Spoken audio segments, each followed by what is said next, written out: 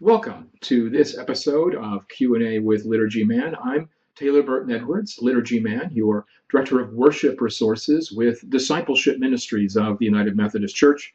I am your apportionment dollars at work to help you strengthen worship and the understanding of worship where you are.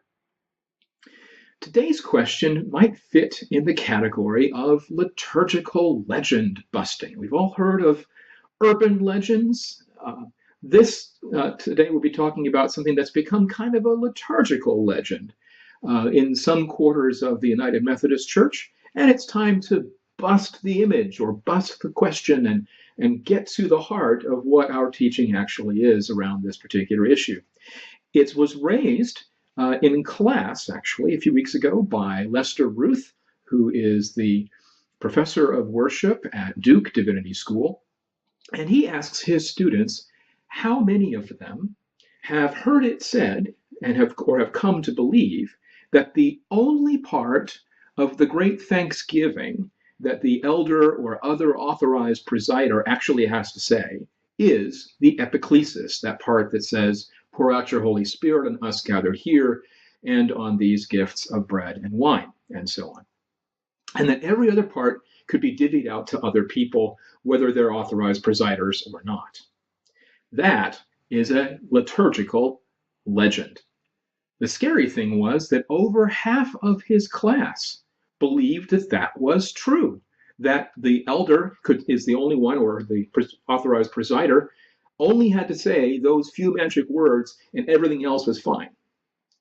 Well, there are a number of problems with this. The core problem, though, is one that goes to the nature of who is authorized to preside and what does presiding at the Great Thanksgiving entail precisely.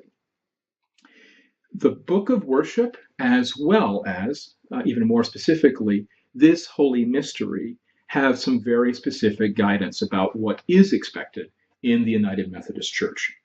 I'm using the Adult Study Guide edition developed by Gail Carlton Felton of this holy mystery, but it quotes the actual document approved by General Conference and that continues to be our official teaching to this day. It reads on page 44 of the book version, an elder or a person authorized under the provisions of the Book of Discipline presides at all celebrations of Holy Communion. While some portions of the order of worship may be led by others, an elder or authorized pastor leads the congregation in praying the Great Thanksgiving, in which the whole assembly takes an active role. It then specifies those parts that may be led by others or that are part of what the whole congregation does. And those are, says C, the Sanctus, the memorial acclamation, and the Amen, all printed in bold type in the United Methodist Hymnal, pages 9 through 10. The whole of the Great Thanksgiving has what we might call consecratory effect.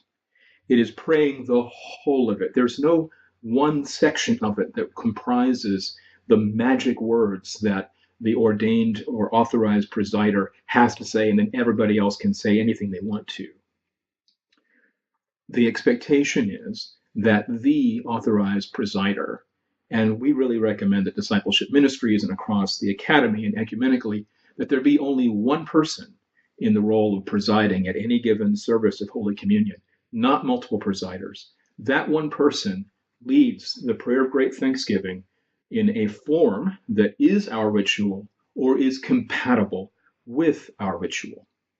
And in our ritual, it's very clear that the presider is the one who leads and prays through the entire prayer with the congregation joining in various places.